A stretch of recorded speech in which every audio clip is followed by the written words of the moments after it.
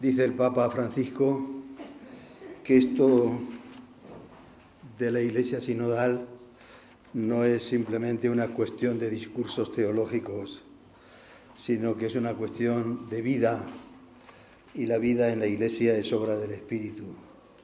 Así que también lo de la Iglesia sinodal es obra del Espíritu. Así, aunque seamos menos que en otras ocasiones, aunque yo creo más de los que yo al menos esperaba, pues el tema, como todos sabéis, es importantísimo, importantísimo. Estamos ante una propuesta novedosa de Francisco con este original sínodo y con el desafío hondo que conlleva no solo participar, sino hacer una Iglesia verdaderamente sinodal.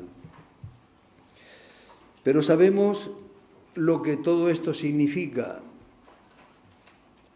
Hace días que venimos oyendo hablar ya del sínodo en muchos espacios, ¿no? En muchos escritos. Pero uno se pregunta, ¿sabemos cuál es el fundamento teológico, por ejemplo, de esto que afirmamos, que somos una Iglesia sinodal? ¿Sabemos qué implicaciones tiene esto para el ser y el hacer en el dinamismo de nuestras comunidades? ¿Sabemos cuál es el lugar de los laicos y también el lugar de los sacerdotes o de los religiosos en esta Iglesia sinodal? ¿Sabemos concretamente qué implicaciones tiene todo esto en la vida y en la organización pastoral de nuestra Iglesia particular, de nuestra Iglesia diocesana? Son preguntas que no son retóricas, ¿no? Son preguntas que están en el fondo de esta semana, de lo que nos planteamos en esta semana. Todo esto es lo que queremos abordar, ¿eh? Y para ello contamos con los temas que todos tenéis ya formulados en las hojitas de propaganda, donde aparece el calendario, digamos, de la semana, y contamos no solo con esos temas, sino con unos profesores verdaderamente interesantes para llevar a cabo esta semana. Contamos con el profesor Juan Pablo García Maestro, que es el que tenemos hoy. Contaremos con otro profesor, también laico en este caso, Alfonso Salgado, con al que tendremos aquí pasado mañana, y rematará la Semana de Teología el señor obispo. Así que tenemos un cuadro de profesores verdaderamente interesante. Juan Pablo García Maestro es vallisoletano, es religioso de la Orden de la Santísima Trinidad, es licenciado en Teología por la Universidad Gregoriana de Roma, hizo los cursos de doctorado en Teología en Frankfurt y se doctoró en Teología por la Universidad Santo Tomás de Aquino de Roma. Actualmente enseña, atentos para que veáis el abanico que abarca en su trabajo teológico. Enseña Cristología, Teología Fundamental y Eclesiología en el Instituto Superior de Pastoral de Madrid, que es un instituto que pertenece a la Universidad Pontificia de Salamanca. Es profesor invitado en el Instituto San Pío X. Es un instituto de catequética que está en Madrid, un instituto que curiosamente está dirigido por un turolense. Bueno, pues es el turolense, el nombre no lo sé, el apellido es Pérez, es hijo José María, es hijo de Luis Pérez Navarro. Él se llama Pérez Navarro, sobrino de Cristóbal, ¿no? Para más datos. Bueno, pues es profesor también en el Instituto San Pío X. Y desde el curso académico 2013-2014 es profesor de Teología Pastoral en la Universidad Pontificia de Salamanca. Quiere decir que es un profesor que, además de la mesa, utiliza mucho el coche y el tren para viajar. A su vez es miembro del Consejo de Redacción de estas revistas especializadas: Pastoral Ecuménica, Estudios Ecuménicos, Salmanticensis, Estudios Trinitarios, Sínite. Eso quiere decir que en todas estas revistas especializadas tiene publicados infinidad de artículos.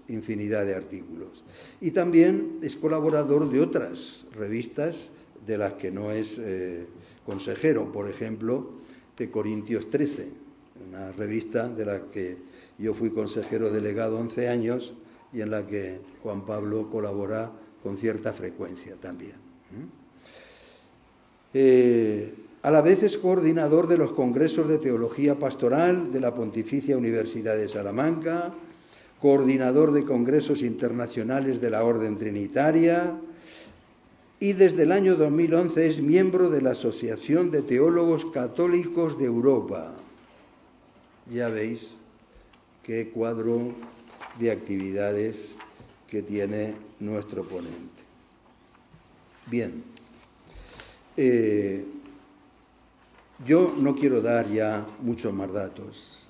Añadir simplemente que es un teólogo buen conocedor de la teología europea, pero a la vez un gran conocedor también de la teología latinoamericana, porque ha hecho muchos trabajos importantes sobre teólogos latinoamericanos. Así que conoce muy bien la teología de aquí, conoce sobre todo la teología latinoamericana. Bien, ya termino para no alargarme diciendo que hace años que iba detrás de él. Él sabe que ya en algún otro momento quisimos traerlo, pero no es fácil a veces encontrar el encaje de que estos hombres tan ocupados tengan libres los días que se organizan las cosas en la diócesis. Afortunadamente, este año ha podido venir. En cuanto miró el calendario y vio que lo tenía libre, ya cerramos las semanas, pasara lo que pasara, ¿no? con el COVID. Así que aquí tenemos a Juan Pablo García Maestro, al que le agradecemos mucho su disponibilidad para estar con nosotros. Que te sientas cómodo en Teruel, Juan Pablo, y te escuchamos. Muy bien. Yo, al margen del servicio que uno hace a la Iglesia desde el mundo académico, la teología también está llamada a hacer una teología sinodal, encaminar juntos con los demás, ¿no? Y por eso vengo a esta diócesis en espíritu de comunión con todos vosotros y también con el deseo de aprender mucho de vuestras aportaciones y preguntas que podáis hacer luego después. Bien, yo todavía recuerdo, sobre todo con mucho cariño, un encuentro que tuvimos en el Escorial con los de Cáritas Nacional, y estaba Vicente, y me acuerdo que los dos allí mano a mano aguantando preguntas que nos hicieron a aquella gente, ¿verdad?, responsables. ¿No? ¿Cuánto disfruté yo de aquello, Vicente? Sí. ¿Vale? Bueno, pues sin más, mirad.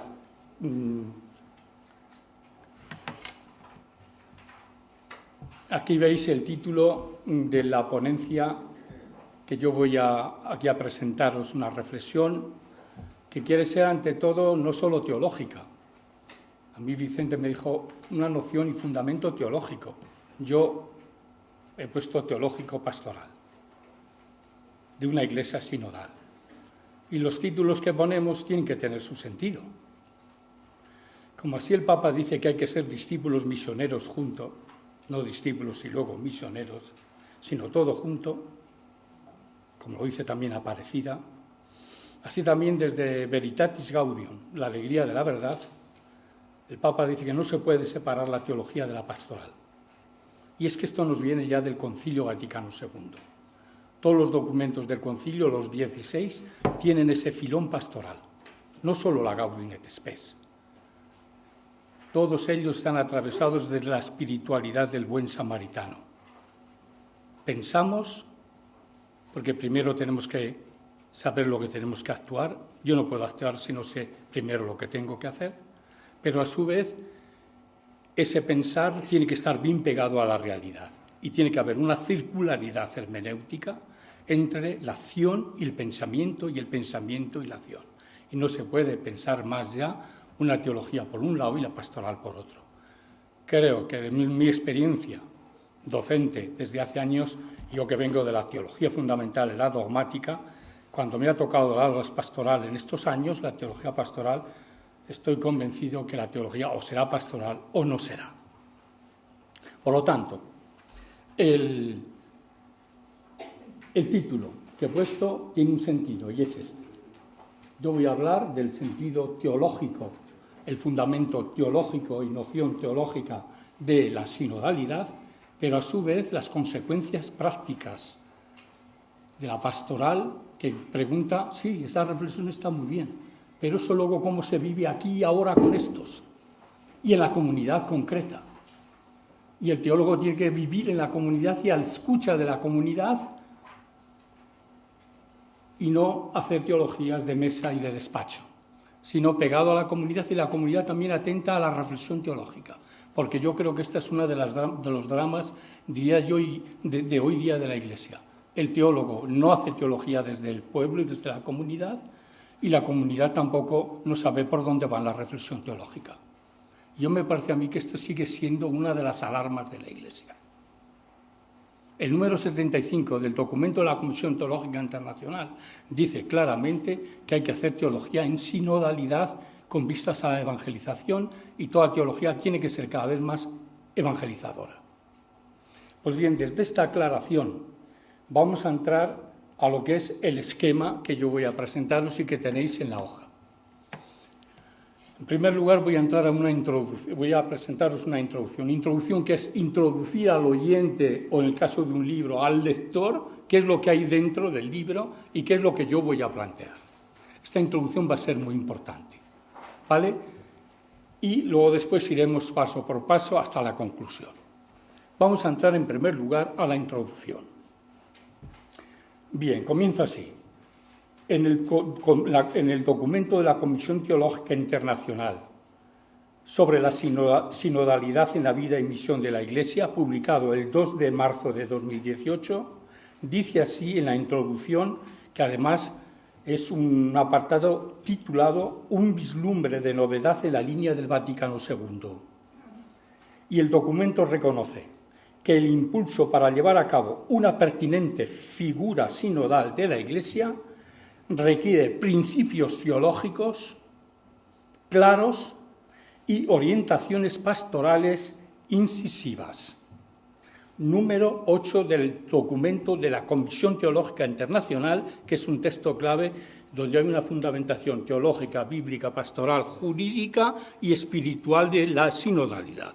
Un texto muy completo, por cierto, de la Comisión Teológica Internacional, que son teólogos que asesoran al Papa y a la doctrina social, a la doctrina de la fe para temas concretos teológicos. Bien, pues así dice, requiere la sinodalidad, principios teológicos claros y orientaciones pastorales incisivas, teológicos y pastorales incisivas. Por eso, desde el principio, hay que dejar claro que uno de los principios teológicos para entender la sinodalidad de la Iglesia es retomar la Iglesia pueblo de Dios, pero con una sana armonía con la eclesiología de comunión. No Iglesia pueblo de Dios sin comunión y comunión sin pueblo. Es una armonía con la eclesiología de comunión, la cual fue calificada en el Sínodo de los Obispos de 1985 como la idea central y fundamental de los documentos conciliares. La imagen de la Iglesia que más le gusta al Papa Francisco es la de santo pueblo fiel de Dios. Es la definición que usa frecuentemente y es la que encontramos en el Vaticano II en la Constitución dogmática sobre la Iglesia Lumen Gentium, en el número 12. Es una imagen muy querida para el Papa actual. El santo pueblo fiel de Dios. La pertenencia a un pueblo tiene un fuerte valor teológico. Dios, es decir, ese valor teológico se formula así. Dios en la historia de la salvación ha salvado a un pueblo. No existe identidad plena sin pertenencia a un pueblo. Nadie se salva solo, como individuo aislado, sino que Dios nos atrae teniendo en cuenta la compleja trama de relaciones interpersonales que se realizan en la comunidad humana. Los contenidos del capítulo 2 de la Constitución Lumen Gentium gira sobre la acción del pueblo lejano de un cierto populismo. Al hablar de pueblo de Dios, la Constitución está muy lejos de ciertos populismos extendidos durante el periodo inmediatamente posconciliar, cuando el concepto pueblo era frecuentemente entendido en clave de lucha de clases, según una óptica marxista o siguiendo una tendencia sociológica y democratizada. Si bien habría que matizar bien claro que esta cita que traigo a colación es de Luis de la Daria, el actual secretario de la Congregación para la Doctrina de la Fe, en un congreso celebrado en Barcelona sobre Francisco Pastor y teólogo. Y él matiza con acierto que el Papa Francisco sabe muy bien la relación intrínseca que debe existir entre Iglesia-Pueblo e Iglesia-Comunión. De ahí, y sigo adelante en el pensamiento de la Daria, de ahí que lo que evitará estos extremos de populismos o de comunitarismos es una aproximación y penetración de la categoría pueblo de Dios desde la perspectiva de la comunión. El Papa Francisco ha enmarcado la eclesiología del pueblo de Dios desde la Iglesia de la Trinidad, Ecclesia de Trinitate, del capítulo 1 de la Constitución Lumen Gentium, sobre la Iglesia como misterio de comunión. Bien, hasta aquí diría yo esta cita clara de Luis Ladaria cuando habla en concreto de esta relación entre los dos atributos más importantes de la Iglesia del Concilio Vaticano II, pueblo y comunión. Y que luego el sínodo del 1985 dejó así bien claro que el título por excelencia del Concilio Vaticano II a la hora de definir la Iglesia fue comunión. Ahora bien, es curioso que en ese mismo año, en el 85, la Comisión Teológica Internacional publicó un documento sobre cuestiones sobre eclesiología y decía que el título por excelencia del concilio fue Iglesia-Pueblo. Y yo digo, ¿en qué quedamos? Yo aquí he sido un tanto crítico en este aspecto. Yo creo que este Papa ha recuperado la categoría pueblo de Dios siempre en relación con comunión. ¿Pero qué pueblo? Yo creo que en un sano juicio y en un equilibrio, como digo, analizando con objetividad, la categoría pueblo de Dios de teólogos serios, nunca yo he percibido y he visto que sea un pueblo en lucha de clases. Es desde una opción teocéntrica en el Dios que nosotros creemos. No es una opción de clase, sino una opción teocéntrica, cristológica y trinitaria, de esa visión de pueblo de Dios y pueblo crucificado, y pueblos crucificados, que caminan con nosotros en sinodalidad, pero que son crucificados, mártires. Yo creo que esa es la acentuación clave que propuso, por ejemplo, una corriente latinoamericana, y pienso en las aportaciones de Ignacio Ellacuría en ese sentido, que yo no veo tan claro en los teólogos argentinos como Lucio Gera, Rafael Tello, Ignacio Galli y otros, yo digo, de esta corriente argentina que yo aprecio mucho, pero no veo yo ese matiz tan claro de ese pueblo martirial que hasta en Aparecida, el pueblo mártir de América Latina y los mártires no están reflejados como se merece. Valga esta apreciación a diría yo, bueno, pues pueblo, pero no en el sentido de lucha de clases, ¿no? ni de populismos, ni de democratismos. Y creo conocer bien en qué sentido se habla el pueblo de Dios, y de comunión. Ahora bien, pero si el fundamento teológico de la sinodalidad es muy importante, también lo es las orientaciones pastorales, como he dicho cuando he aclarado el título que yo he puesto a esta ponencia. Porque hablar y reflexionar sobre la sinodalidad es muy fácil. Lo difícil es practicar la sinodalidad. En ese sentido, que es muy fácil hablar de sinodalidad y reflexionar sobre la sinodalidad teológicamente, lo difícil es practicar la sinodalidad. Pues bien, a la luz de esta apreciación, quiero citar un artículo muy interesante del teólogo José Ignacio González Faus, titulado Sinodalidad eclesial, importancia, problemas, sugerencias, publicado en la revista Razón y Fe de los meses noviembre y diciembre del 2021, el último número de la revista Razón y Fe. Ahí, la verdad que me ha resultado muy sugerente este artículo, y afirma este teólogo jesuita que la sinodalidad no significa que las cosas vayan a ser más fáciles y más cómodas para nosotros. Al contrario, serán más arduas y más difíciles. La sinodalidad significa que la Iglesia será más conforme con la voluntad y con el ser de Dios, que es comunión infinita, Padre, Palabra y Espíritu. Por eso el Papa dice con acierto que la Iglesia sinodal es la Iglesia que Dios quiere para este nuevo milenio. No la Iglesia lo que queremos nosotros, la que quiere Dios. Una imagen bíblica de la sinodalidad puede ser el pueblo judío caminando por el desierto. La Iglesia camina también por el desierto de la historia, pero sabe que va hacia una tierra prometida, y es precisamente en ese caminar conjunto donde aparece la palabra hebrea kahal, es decir, asamblea, que luego fue traducida al griego como eclesía. Pues bien, si Moisés con Aarón y su grupo hubiesen caminado solos, habría llegado mucho antes a la tierra prometida, pero seguramente el pueblo no habría llegado nunca. Y esta es la exigencia de la sinodalidad.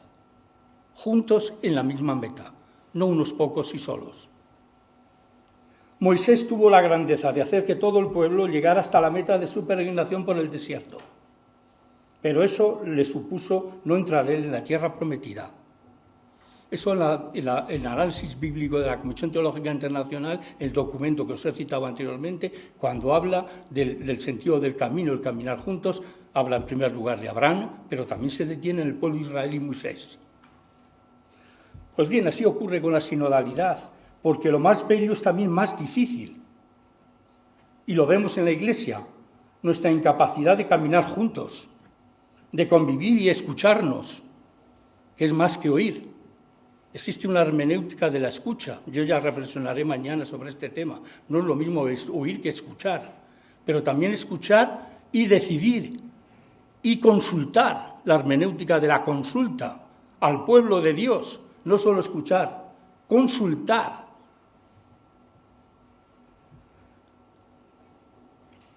Y por lo tanto, cuidado con la sinodalidad.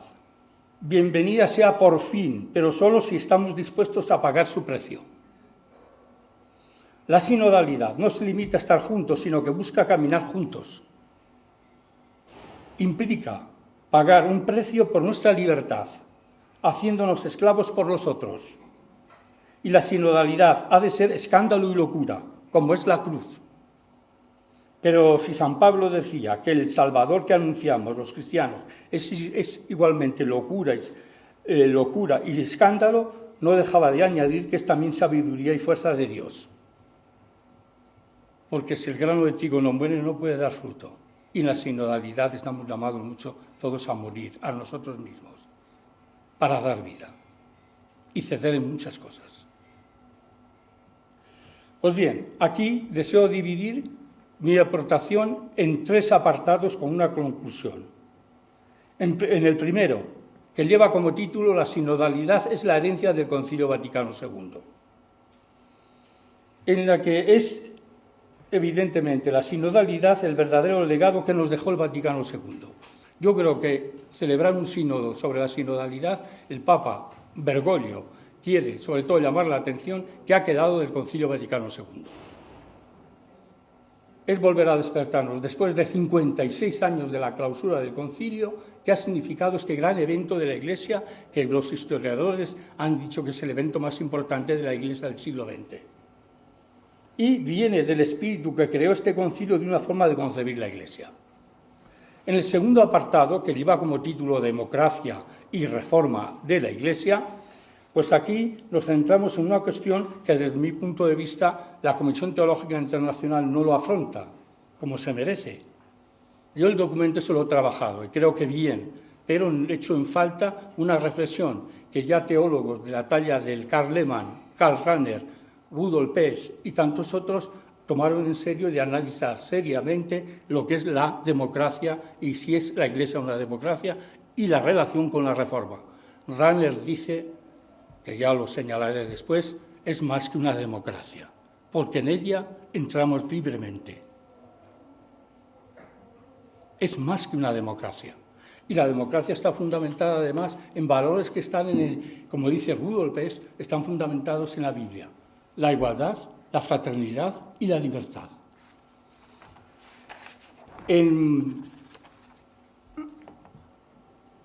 Y después, quiero que quede bien claro desde el principio, cuando hablo de esta reforma y democracia en la Iglesia, que aquí no se trata de decidir la mayoría o la minoría más fuerte, sino hacer lo que se decide en comunión entre nosotros, con Dios y los pobres. Con otras palabras, yo no soy de aquellos que están a favor de conciliarismos a nivel eclesiológico ni parlamentarismos a nivel político. Cuando yo toco este tema muy importante que grandes teólogos han afrontado y yo echo de menos en las discusiones actuales, en los documentos actuales al hablar de la sinodalidad. Y que eso tiene unas consecuencias pastorales. Y finalmente, en el tercer apartado, nos centraremos en la aportación del Papa Francisco al tema de la sinodalidad. Él ha convertido, el Papa Francisco, la sinodalidad como la palabra primera y fundamental de la vida de la Iglesia. Y lo digo así porque creo que con él estamos viviendo la tercera recepción del Concilio Vaticano II. Para mí el Papa Francisco ha hecho una síntesis magistral, a pesar que él no estuvo en el concilio. Los otros papas sí. Juan XXIII, Pablo VI, Juan Pablo II y Benedicto XVI participaron en el concilio. Este no. Y sin embargo, para mí estamos viviendo una tercera recepción de actualizar el concilio a nuestros tiempos, como creo que hasta ahora no se ha hecho. Porque él ha hecho una síntesis entre las mejores aportaciones de Medellín y del Concilio Vaticano II. Pues bien, desde aquí yo creo que él insiste, sobre todo Francisco, en una conversión sinodal. Sin esto no puede haber, en concreto, verdadera sinodalidad. Papa Francisco habla de conversión pastoral, conversión personal, conversión ecológica y conversión, ahora, diría yo, sinodal. Y yo añadiría también una mística sinodal. Una mística sinodal. Yo creo que hasta ahora este concepto no aparece todavía en la reflexión de la sinodalidad. Una mística sinodal.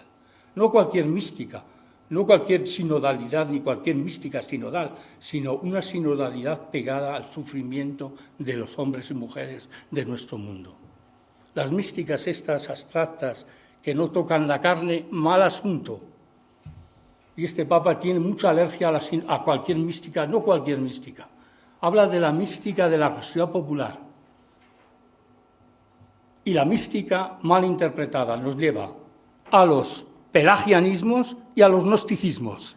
Estos son los dos peligros que el Papa habla en Gaudete et Exsultate a la hora de hablar de la santidad. No a los pelagianismos, es decir, a todo lo hacemos con nuestros puños y nuestras obras y sin contar con la gracia, decimos sí, con Dios todo, pero luego con lo que nosotros queremos solo. O los gnosticismos, donde reflexiones muy bellas, pero que no tocan la carne real del sufrimiento. Y aquí yo es lo que me refiero a esta mística sinodal que caminamos juntos todos, pero teniendo en cuenta sobre todo y pegando en concreto y pegados a la carne sufriente de nuestros hermanos más desgastados. Pues bien, desde aquí, desde esta introducción, entramos en concreto al primer apartado. La sinodalidad es la herencia del Concilio Vaticano II.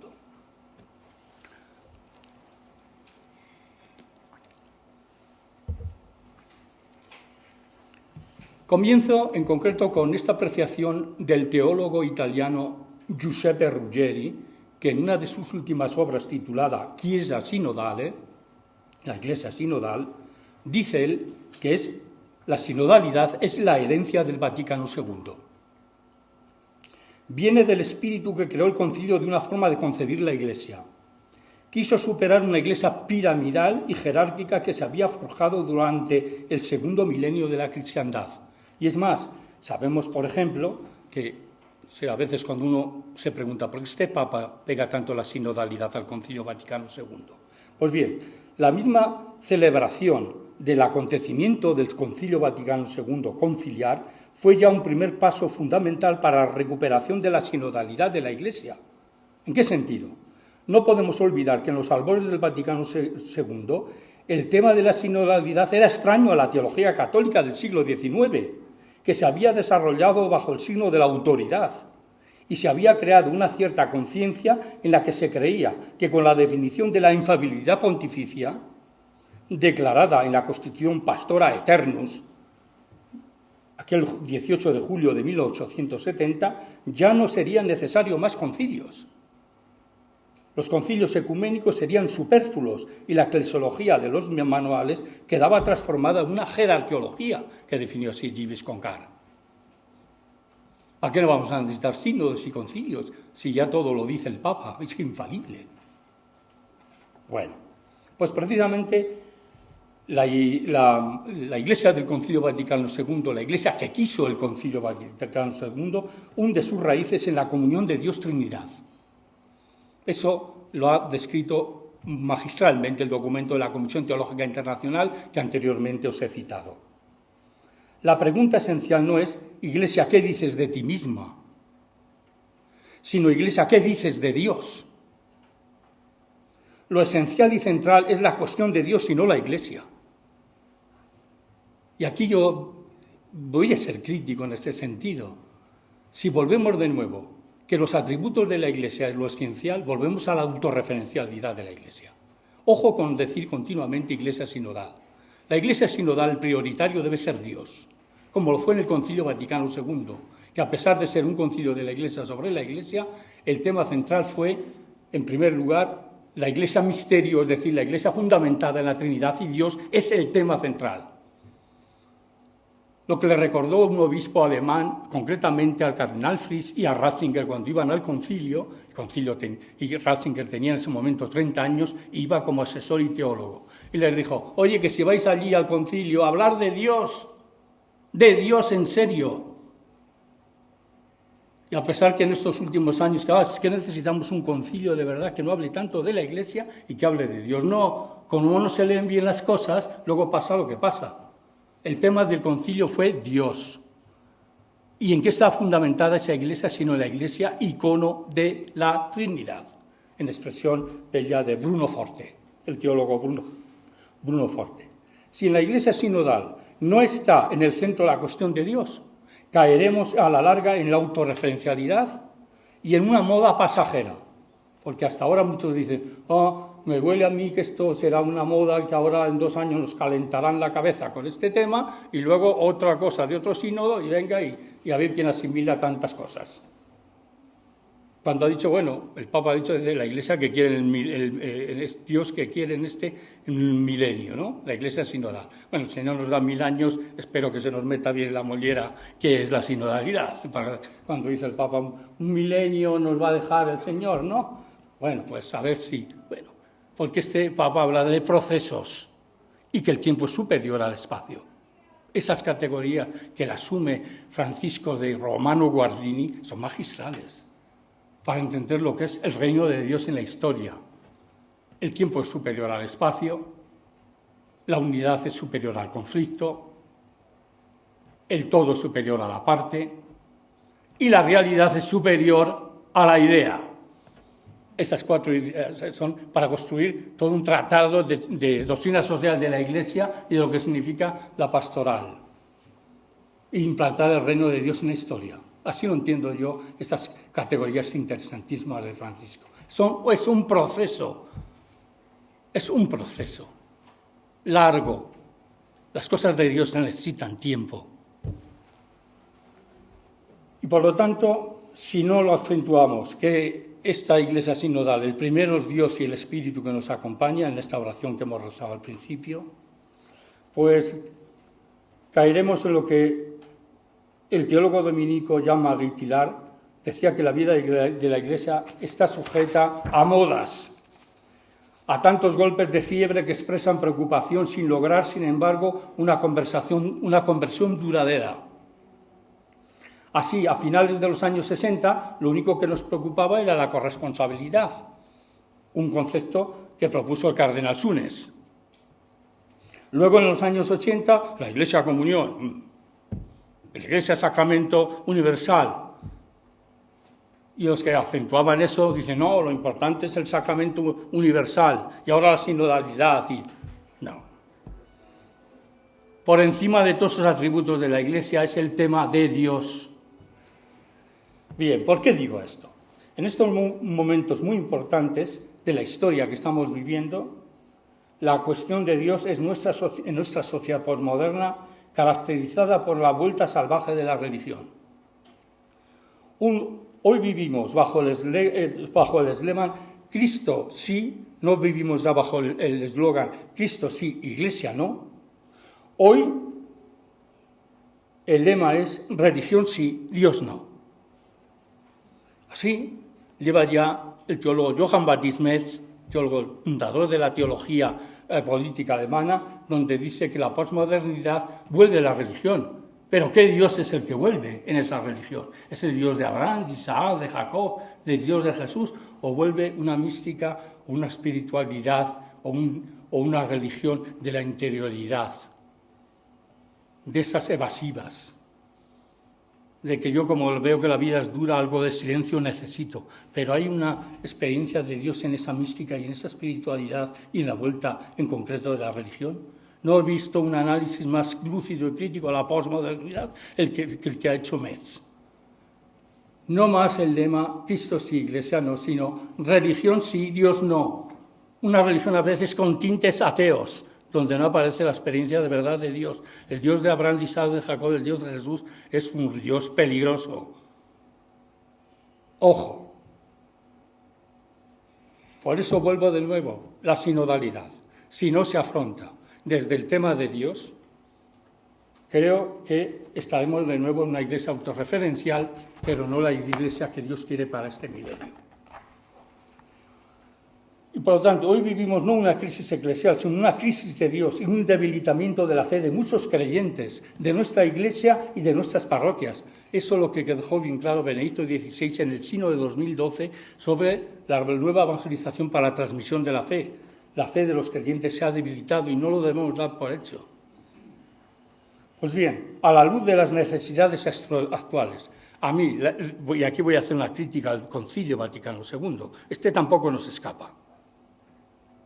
Creo haber analizado bien estos textos del concilio. Y mirad, a mí me extraña en el concilio la escasa presencia de los textos conciliares de temas como la experiencia de Dios y la poca atención al elemento místico del cristianismo. No aparece eso.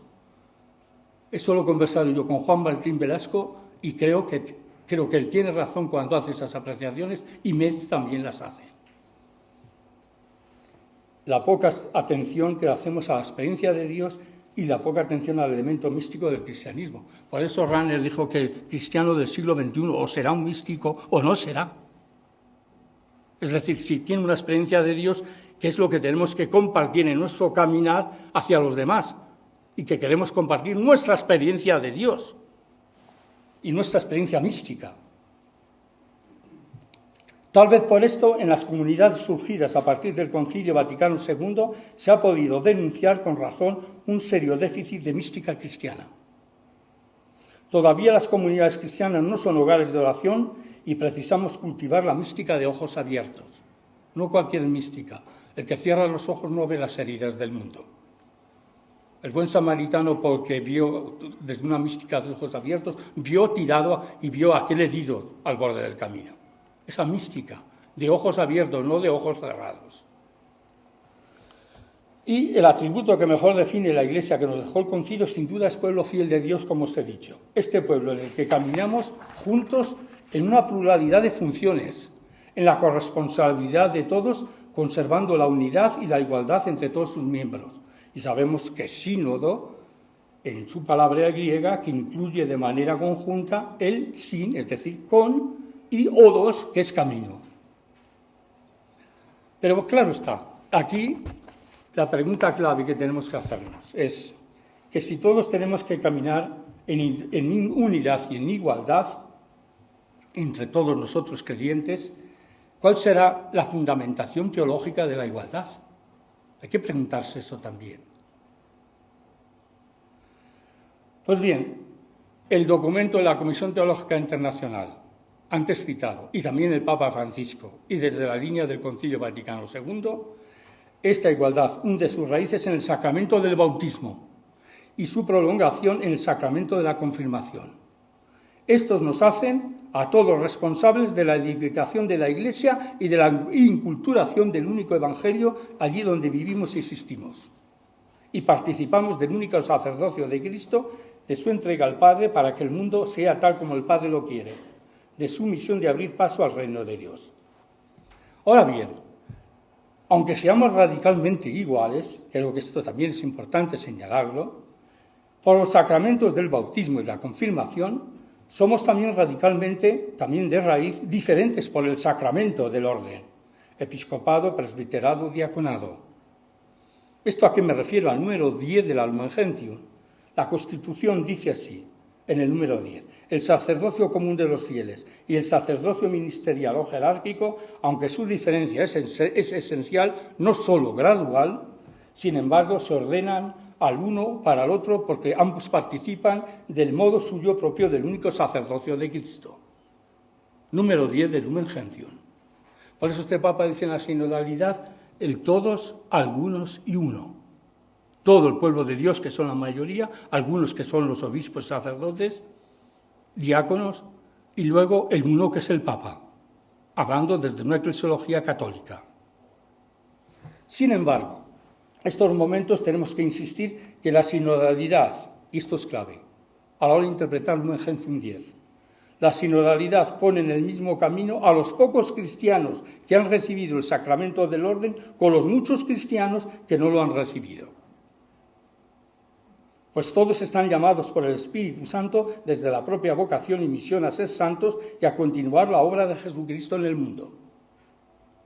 Por tanto, el bautismo es la base para confirmar la igualdad, la horizontalidad y la pertenencia de todo creyente en la dinámica del seguimiento y de la imitación de Cristo.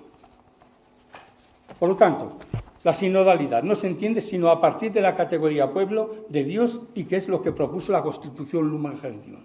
Un giro copernicano señalando con este título la igualdad de todos en la Iglesia. Antes que unos sean clérigos y otros laicos, en la Iglesia hay algo más importante. Todos somos creyentes, somos fruto de esa llamada de Dios por la que hemos sido constituidos pueblo. Y el Papa dice, aquí nadie diría yo, ha nacido como cardenal o obispo o cura, todos bautizados. Es el bautismo, ese sacramento, los que nos hace concretamente iguales en esta sinodalidad. Por eso el Papa Benedicto XVI, en su obra La fraternidad de los cristianos, decía así, en la Iglesia debe reinar el ethos de la igualdad y la fraternidad. Y esto nos lleva también a comprender que la obediencia cristiana exige la comunión no solo de los fieles con el obispo, sino la comunión del obispo con los fieles, para poder ser verdaderamente representante y servidor de la Iglesia. Y por ese motivo, aquí el número 32 de la Lumen Gentium, que se refiere sobre todo a la teología del laicado, Dice así: es común la dignidad de los miembros que deriva de su regeneración en Cristo. Común la gracia de la filiación, común la llamada a la perfección, una salvación, una sola salvación, una única la esperanza, indivisa la caridad. No hay, por consiguiente, en Cristo y en la Iglesia ninguna desigualdad por razón de raza o nacionalidad, de la condición o de sexo. Número 32 de la Lumen Gentium. Y yo con esto llego a esta última pregunta en este primer apartado. ¿Qué recepción, y en expresión fuerte de Gilles Congar, ha tenido este legado que nos ha dejado el Vaticano II? Es decir, cómo estos textos se han devuelto al pueblo y cómo se han trabajado en la realidad de las comunidades. El espíritu del concilio. Bueno, pues a esta pregunta no podemos responder con objetividad si no analizamos desde la mirada de los laicos y laicas y cómo se sienten ellos en la Iglesia. Si bien Alfonso va a hablar sobre ello, los laicos en una Iglesia sinodal, yo quiero ya aquí adelantarme algunas cosas que seguro que él lo va a decir mejor que yo, como laico. Pues bien, desde hace años venimos escuchando la expresión es la hora de los laicos. Esa expresión que suena un eslogan muy bien, pero que como si diera la impresión que en épocas anteriores el reloj hubiera estado parado. La realidad hasta el día de hoy es que el clero sigue siendo el protagonista absoluto que acapara todas las funciones y la toma de decisiones, de tal forma que la actividad de los laicos depende de su tolerancia y apertura. ¿Cuánto insiste este Papa en el problema del clericalismo? Aquí aparece una y otra vez en el mismo documento de la Comisión Teológica Internacional y los discursos recientes que ha pronunciado Francisco con apertura del sínodo. Y hay que reconocer que la potenciación de los laicos y los ministerios laicales se ha debido más a la escasez del clero que a una verdadera renovación de la Iglesia. Sin embargo, el decreto a dientes sobre la actividad misionera de la Iglesia enseña: la Iglesia no está verdaderamente fundada, ni vive plenamente, ni es signo perfecto de Cristo entre las gentes, mientras no exista y trabaje con la jerarquía un laicado propiamente dicho. Así, en el número 21 de Atientes. Pues bien, hasta aquí yo diría que esto, diría yo, las aportaciones más importantes que yo considero de la Iglesia que el Concilio nos dejó y sobre todo la importancia, no solo Iglesia, ¿qué dices de ti misma?, sino Iglesia, ¿qué dices de Dios? La crisis de Dios, el tema de nuestra experiencia de Dios, que es lo que las comunidades, esta mistagogia tenemos que cultivar dentro de ellas. Si no, volveremos a la autorreferencialidad. No es el tema de la sinodalidad lo esencial, sino Dios en esta Iglesia sinodal. Y vamos a entrar ahora al segundo apartado, democracia y reforma de la Iglesia. Es un tema que yo quiero traer aquí, sobre todo a discutir también, y creo que hay que fundamentarlo. ¿Por qué? Democracia, sinodalidad y reforma están intrínsecamente ligadas, porque yo no veo en los debates actuales ni en los documentos que se afronte como tiempos antes, en la etapa posconciliar, desde Rahner, Lehmann, Pez y otros, Joaquín Perea en nuestro contexto, Torres Quiroga en nuestro contexto, Rudolf Pez desde el fundamento bíblico, yo diría este tema muy interesante. Vamos a ver. Nosotros decimos, y muchas veces constatamos esta definición: el rechazo más generalizado e indiscutible de la democracia en la Iglesia se apoya en el siguiente razonamiento. En la sociedad civil, la autoridad viene del pueblo, mientras que en la Iglesia viene de Dios.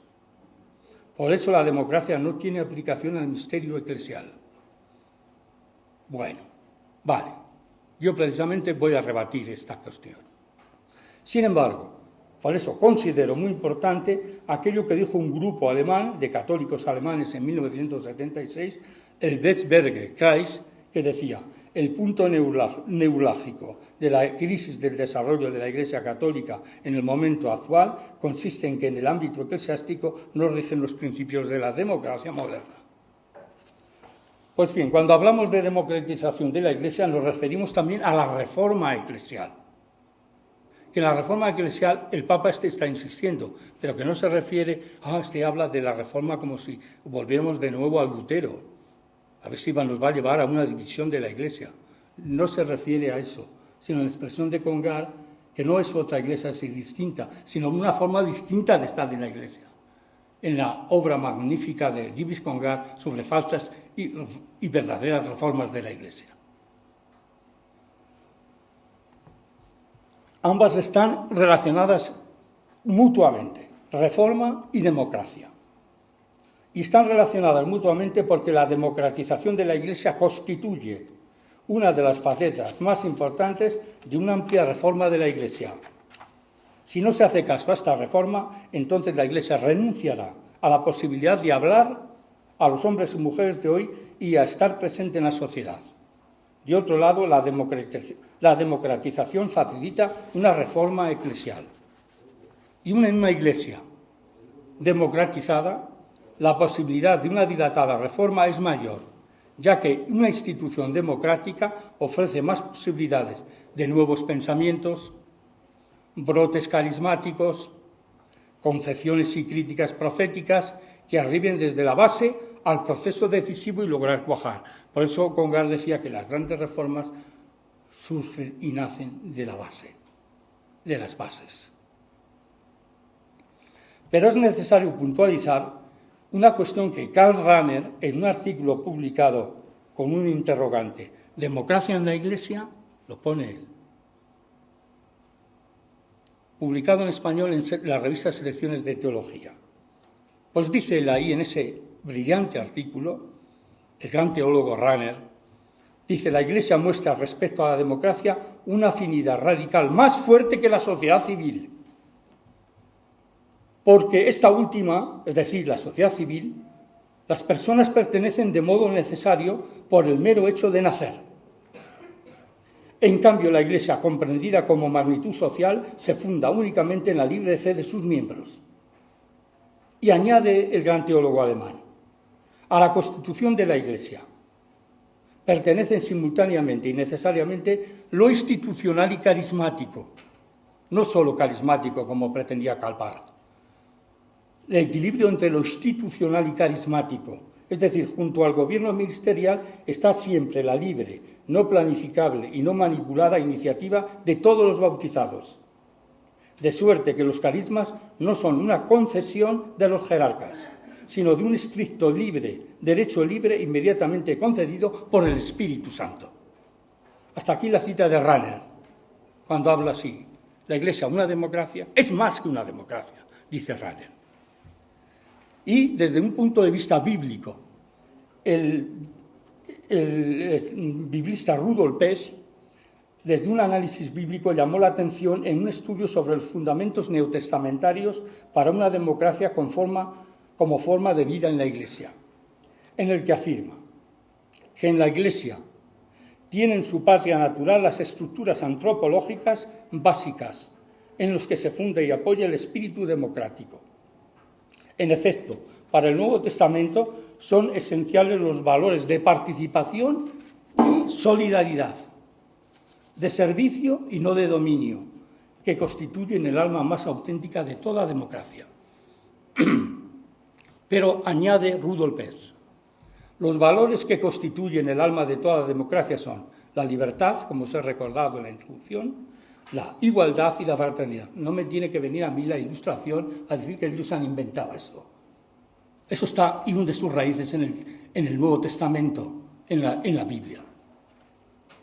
La democracia, desde el fundamento bíblico, tiene sus raíces en la libertad, la igualdad y la fraternidad. ¿Dónde se ven esos valores que la sociedad civil desde la Ilustración se ha adueñado cuando tienen sus raíces bíblicas? Por ejemplo, la libertad. Solamente cito algún texto. Recordamos el texto de Pablo a los Gálatas, que es todo un canto a la libertad cristiana, donde, además, es el tema teológico por excelencia de esa carta a los Gálatas. Dice así: Cristo nos ha liberado para que vivamos en libertad. Para la libertad nos liberó el Señor. Gálatas 5:1. Y también en la carta de Santiago habla de la ley de la libertad.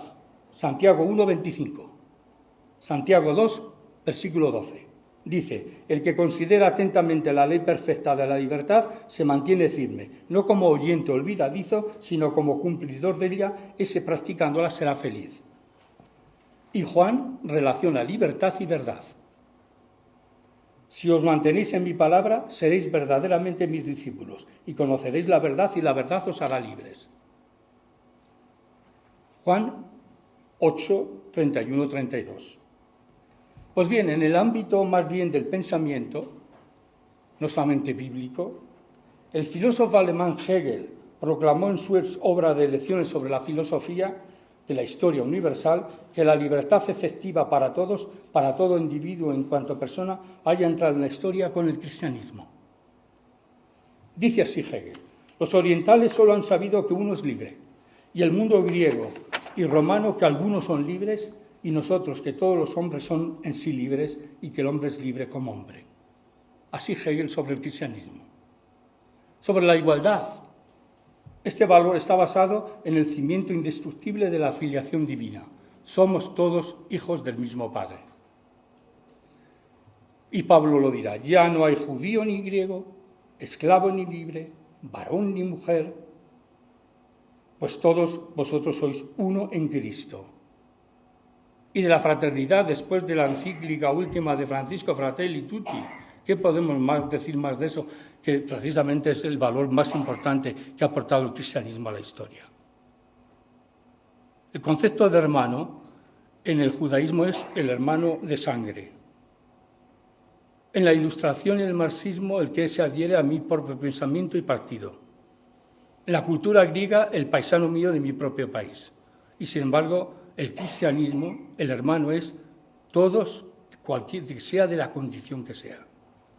Y si no, preguntemos Mateo 25, 31 al 46. ¿De qué vamos a ser juzgados? Eso Benedicto XVI, en su libro La fraternidad cristiana, lo ha clavado. Es uno de los mejores libros que yo he podido y valoro mucho del Papa Benedicto XVI, que se ha vuelto a reeditar de nuevo en 2007 en Sígueme. Lo único que, claro, esa fraternidad está un poco débil y fracturada por nuestras divisiones en las confesiones cristianas. Mañana que vamos a iniciar el octavario por la unidad de los cristianos. Y es que las divisiones perjudican la evangelización y destruyen, por así decir, la credibilidad nuestra. Por lo tanto, la unidad de los cristianos es clave a la hora de hablar de la fraternidad. Pero la fraternidad, evidentemente, une concretamente que todos somos hermanos, especialmente comenzando por los pobres, excluidos y los sobrantes, como dice Francisco en Fratelli Tutti cuando habla de Charles de Foucault, que él quiso ser hermano, pero comenzando por los últimos. Hermano de todos, pero comenzando por los últimos, como veremos concretamente mañana, ¿no?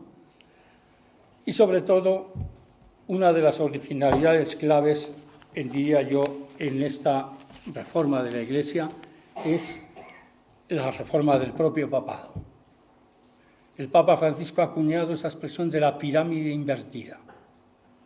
Ya no es los que mandan, están arriba en la pirámide, sino los ministros, los más pequeños, que tienen que ser servidores de los otros. Pues bien, yo creo que esa pirámide invertida, creo que aquí está la base también para el diálogo con las otras iglesias. Papa Juan Pablo II en Ut Unum Sint lo dijo claramente, ¿no? El tema del papado, concretamente, se tiene que valorar y presentar ante las otras confesiones como aquel que sirve a los demás. Esa pirámide invertida de que el vértice se encuentra debajo de la base. Y así lo recoge también el documento de la Comisión Teológica Internacional del Concilio de este documento que se publicó en el año 2018, que yo he citado desde el principio y que es clave y recupera, sobre todo insiste mucho en esta pirámide invertida de una diaconía del pontificado. Bien, y llegamos en ese sentido al último punto.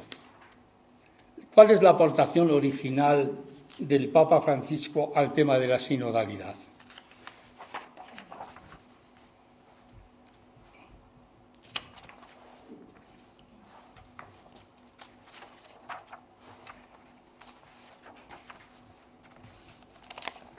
Bien, con esto comienzo con una constatación muy importante.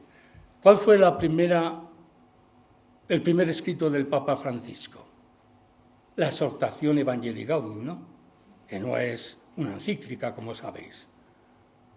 Es una exhortación, fruto también de lo que fue el Sínodo de 2012, si bien él presenta ahí su programa, diría yo, como pontífice. Pues el teólogo Darío Vitali, profesor de eclesiología en la Gregoriana de Roma, ha demostrado en un libro suyo titulado Un popolo in camino hacia Dios, la sinodalidad en Evangelii Gaudium. Y ha demostrado que a pesar que en ese documento cita solamente una vez la palabra sinodalidad en el número 246, en esta obra Darío Vitali ha demostrado que toda la Evangelii Gaudium está atravesada por el espíritu de la sinodalidad. En el número 246 se refiere lo que podemos aprender nosotros de la sinodalidad de nuestros hermanos ortodoxos, sinodalidad y colegialidad. Pero él dice con acierto que si bien cita una sola vez el término sinodalidad, es posible leerla en clave sinodal. Yo cuando leí eso digo, yo que he leído tantas veces, una y otra vez, este importante documento para la teología pastoral, no había caído en la cuenta. ¿Cómo lo justifica Darío Vitali este hecho? Que toda la Evangelii Gaudium está atravesada por la sinodalidad, como pasa también al concilio, que no nombra el tema de sinodalidad, pero está detrás en la Iglesia Comunión, Iglesia Pueblo, en la sinodalidad. Pues bien, la Iglesia sinodal es para el Papa la Iglesia de la escucha, con el convencimiento que escuchar es más que oír. Y repito, no solo la hermenéutica de la escucha, como vamos a ver mañana, qué significa eso, sino de la hermenéutica de la consulta. Y mirad, el Papa Juan XXIII, antes de abrir el concilio, mandó una encuesta a todas las diócesis del mundo para que presentaran los problemas que cada iglesia diocesana en su contexto tenían y que enviaran a Roma. Eso a veces, esos hechos, más que los textos del concilio, no se conocen.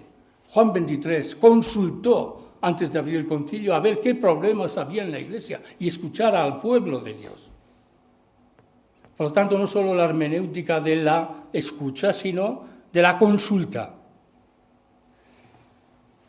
La Iglesia sinodal es para el Papa la Iglesia de la escucha, con el convencimiento, ya digo, que es más que oír. Evangelii Gaudium 171. En la Iglesia sinodal, el verbo discernir también es clave. Es fundamental e irrenunciable. La Iglesia en salida. La Iglesia misionera, que es la Iglesia sinodal, es una comunidad de discípulos misioneros que toman la iniciativa, que se implican, que acompañan, que fructifican y festejan. De estos verbos, el más sinodal es ciertamente acompañar. Como acompaña el Señor también a los discípulos de Maús, cuando están abatidos y tristes. Es que esperábamos que este era el liberador y mira qué ha pasado. Y el Señor se hace el encontradizo y camina juntos. Esta imagen de los discípulos de Maús es clave como imagen bíblica sobre la sinodalidad. El caminar con nosotros en sus dolores y esperanzas. Como dijo el concilio en la Gaudium et Spes número 1. Toda renovación de la Iglesia consiste esencialmente en un crecimiento fiel y de fidelidad a su vocación. Además, si la Iglesia es constitutivamente sinodal, no puede darse una reforma de la Iglesia que no pase por el ejercicio continuo y honesto de la sinodalidad a todos los niveles de la Iglesia. Desde aquí se entiende mejor el número 27 de Evangelii Gaudium, en el que Francisco afirma: sueño con una opción misionera capaz de transformarlo todo. La sinodalidad vale como camino de reforma de la Iglesia que la salva de cualquier introversión. Y el punto más importante, de la sinodalidad que emergen de la exhortación Evangelii Gaudium se encuentra en el pasaje sobre la conversión del papado, en donde Francisco lo toma del Papa Juan Pablo II en su encíclica Autunum Sin, número 95, sobre el ecumenismo. Una encíclica muy seria y profunda sobre el ecumenismo en el Papa Juan Pablo II.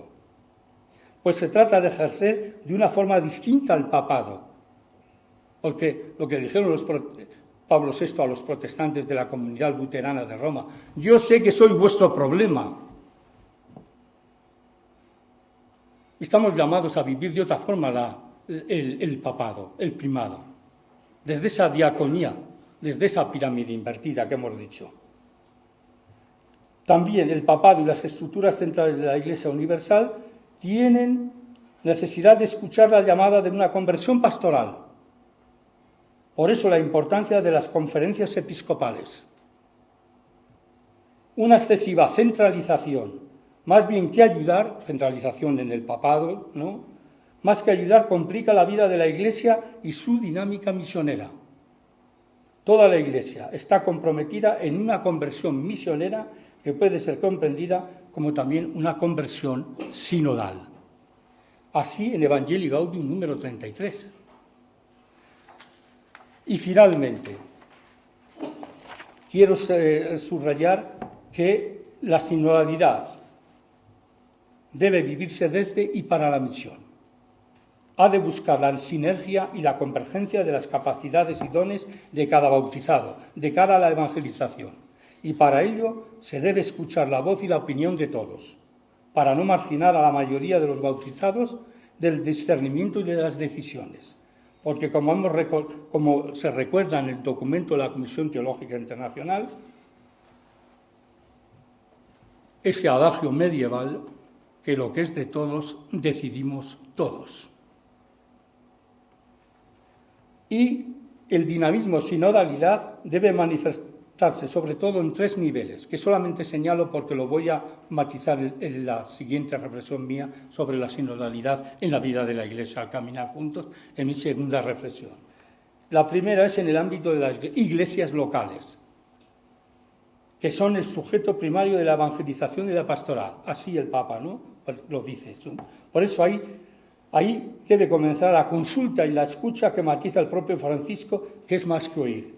Y para ello se requieren consejos y organismos de consulta, de planificación y revisión, de programas pastorales tan ausentes a veces en nuestras parroquias, consejos pastorales que en algunas ni existen, y había que replantear esto muy seriamente. ¿Qué consejos pastorales tenemos? Pues sin ellos resulta imposible la edificación de las iglesias sinodales.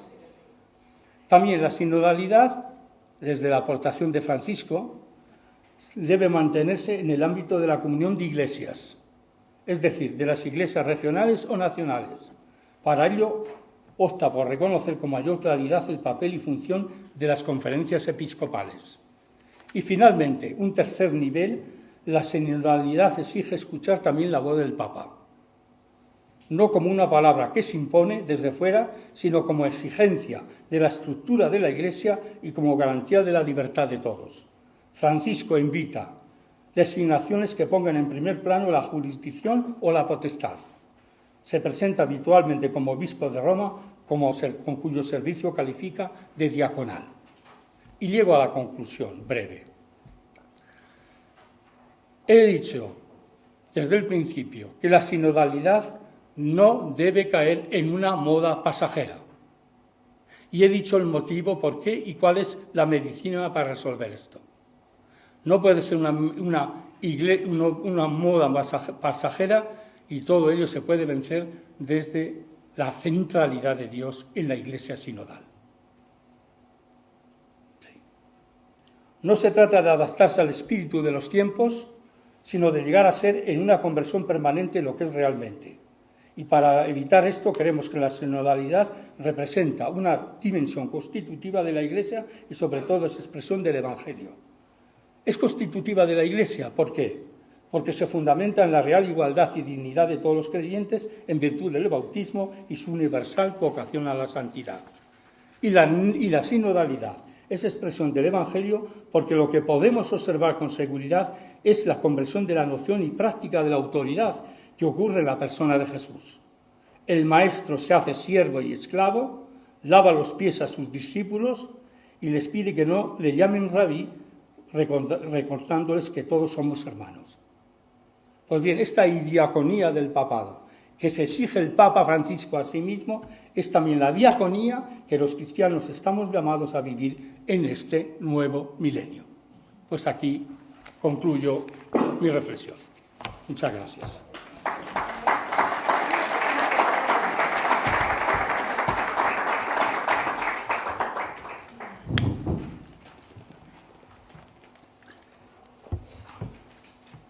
Bueno, muchas gracias, Juan Pablo, que no nos has dado una clase de catequesis hoy solo, ni una homilía habitual de las que damos los curas, sino que nos has dado teología. Y estamos en una semana de teología.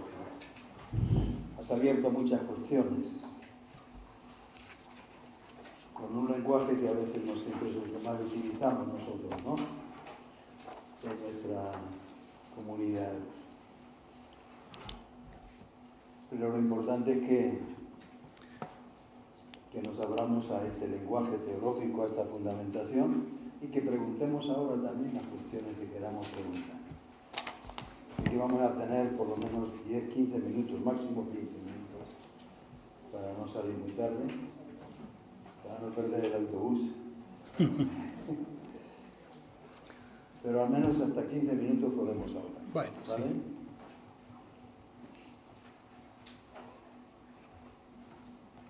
O también aportaciones de vuestra experiencia aquí en la diócesis, ¿verdad?, que creo que también es importante, ¿no? Si bien esas cuestiones más prácticas, espero aterrizar también en ellas mañana, ¿no?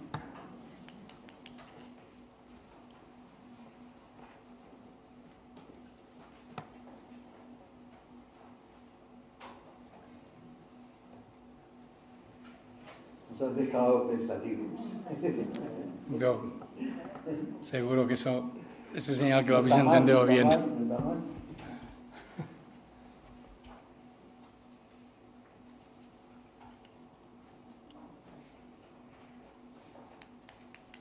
Bueno, igual rumiamos esta noche y mañana Dan todas las preguntas de un golpe, ¿no? Se nos ocurre preguntar más cosas.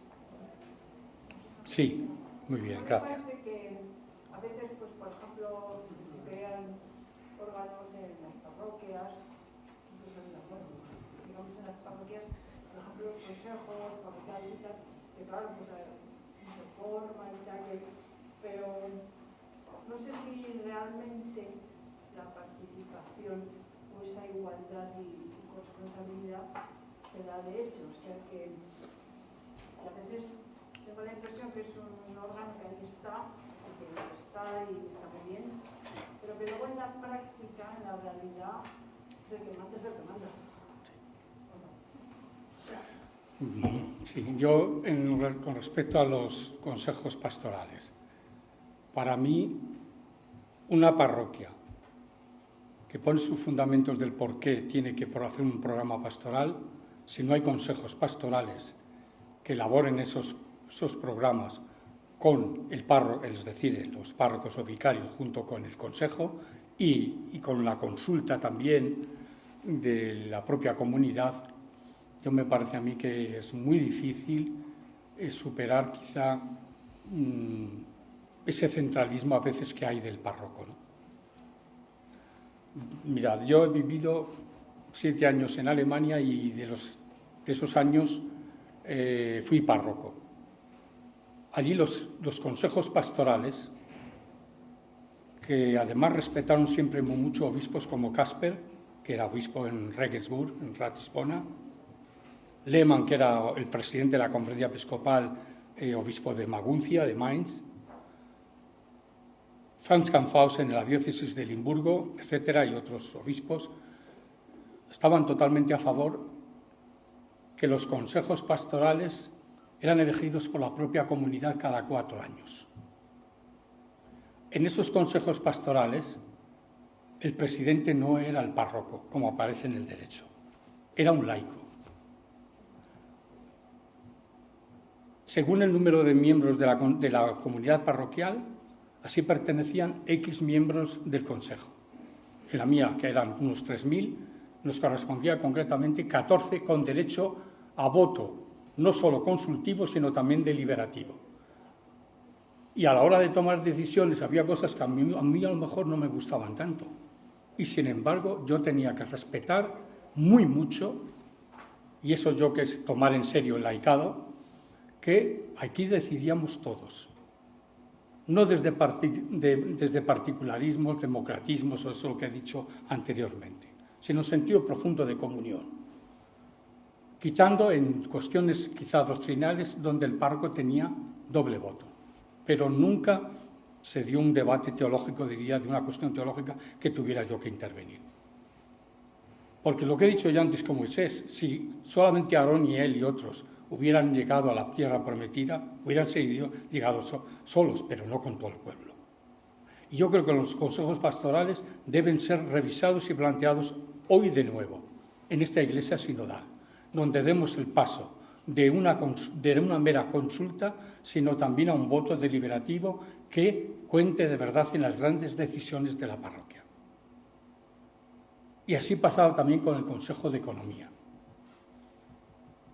Por lo tanto, dime qué programas tienes, te diré qué iglesia quieres. Y si tienes una iglesia piramidal, evidentemente no será una iglesia de pueblo y de comunión. Y donde caminaremos juntos laicos de verdad, que son la mayoría del pueblo de Dios, y que esa hora de los laicos es donde se puede de verdad hacer visible y objetivo cuando nosotros hablamos tanto y se nos llena la boca de la igualdad de todos. Lo que corresponde a todos, todos decidimos según ese axioma medieval que tanto insiste el documento de la Comisión Teológica Internacional y que este Papa insiste mucho. Yo creo que para mí se debería dar un salto cualitativo en nuestra Iglesia de no solo votos consultivos, de consultar, que es importante la consulta, y yo creo que el método que se va a emplear para el sínodo, de ello voy a hablar en estas 4 fases, no solamente de trabajar a nivel diocesano, de volverlo allí, van a sacar un documento, un instrumentum laboris, y una vez que se saque el instrumento, se publique el instrumentum laboris, el documento definitivo, no lo van a aprobar hasta que el Papa volverá de nuevo para que lo revise todo el pueblo de Dios. Y luego se publicará. Yo creo que ahí vamos por buen camino. Tomar en serio no solo la escucha, sino también las decisiones. Y para mí yo creo que desde el punto de vista particular de la Iglesia diocesana, de la Iglesia parroquial, la comunidad parroquial, creo que debe de dar el salto cualitativo de formar consejos pastorales, que sea la comunidad que elija a esos miembros.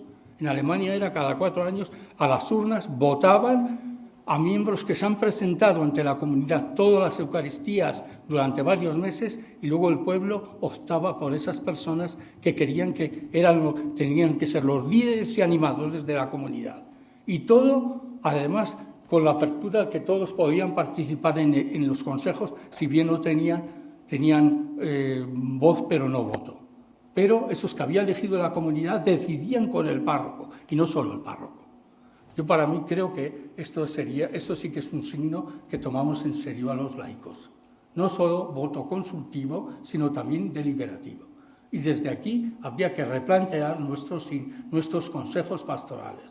Y luego otra cuestión que yo voy a sacar también mañana. Yo llevo unos años ya enseñando teología pastoral. Y yo estoy de acuerdo que si queremos dar un salto cualitativo de una pastoral de mantenimiento, de parroquias de mantenimiento, a parroquias misioneras, tenemos que recuperar la comunidad, como pasó en el primer milenio. Lo principal no eran los ministerios, lo principal era la comunidad y los ministerios al servicio de la comunidad. Cuando las cosas se han invertido, aquí han venido los clericalismos. Y pienso que si no se recupera comunidades de comunidades en el seno de las parroquias y también los nuevos movimientos eclesiales aporten lo mejor que ellos creo que el Espíritu les ha dado a los quicos, focolares, carismáticos y todos los movimientos eclesiales, es que esa dimensión liberadora, comunitaria y evangelizadora tan presente en ellos, los devuelvan a la comunidad y convivan con la comunidad y no se aíslen. Esas pequeñas comunidades que van avanzando desde 3 dimensiones: cómo nos formamos, a quién servimos y cómo celebramos. Desde aquí, esas pequeñas comunidades tienen que caminar con un grupo de no más de 20 o 30 personas dentro del seno de las propias parroquias. La sinodalidad, desde la particularidad, se va, diría yo, a hacer visible si recuperamos la comunidad de comunidades en nuestra parroquia para dar el salto de una iglesia de mantenimiento, de parroquias de mantenimiento, a unas parroquias verdaderamente misioneras. Muy importante, esto que has dicho. ¿Cómo nos formamos? Sí, cómo nos formamos, a quién servimos y cómo celebramos. Y cómo vivimos esa comunión, ¿no? Dentro de esas 4 dimensiones, mirad, para mí la principal es la liturgia, cómo celebramos. Porque nada debe anteponerse al culto divino. Si no es así, las otras, la diaconía, la coinonía y la martiria, quedan simplemente como una autorreferencialidad, como que somos nosotros los que lo logramos. Es siempre desde la primacía de Dios. Por eso el concilio, el primer documento que aprobó fue la Constitución Sacrosanctum Concilium, porque la primacía es de Dios. Y esas dimensiones de la Iglesia, martiria, el anuncio, es decir, el anuncio, la liturgia, la diaconía y la economía, la principal es la liturgia, porque todo comienza con Dios y termina en Él. Por eso la Iglesia no es una ONG. Ojo, eso el Papa lo dice claramente. Y yo respeto mucho a ONGs que hacen mucho bien en solidaridad en favor de la paz y la justicia. Pero la Iglesia lo fundamenta desde Dios, desde una opción teocéntrica y cristológica y neumatológica, por lo tanto trinitaria, no desde una opción simplemente solidaria. Entonces, desde cómo nos formamos, a quién servimos, cómo vivimos en comunión y cómo celebramos, yo creo que aquí esto es lo fundamental del caminar de las comunidades a nivel regional, a nivel diocesano. Una pregunta más y la última. Sí. Bueno, yo quería sacar el tema, que usted también lo ha apuntado, el tema de la conversión sinodal. Me parece que, según yo estoy percibiendo, estoy viviendo, es algo central. La conversión de cada uno de los que queremos ser y formar parte de esa iglesia. A mí me parece que esta llamada del Papa Francisco a la sinodalidad es una llamada a tomar seriamente conciencia de lo que dijo el Vaticano II, de que somos pueblo de Dios. Sí. Y pueblo de Dios comunidad. Sí.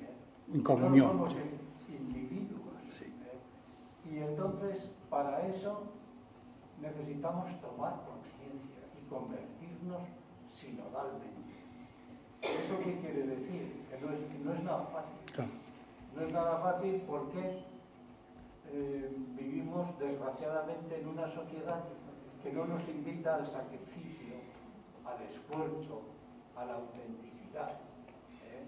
Y la conversión precisamente es todo lo contrario.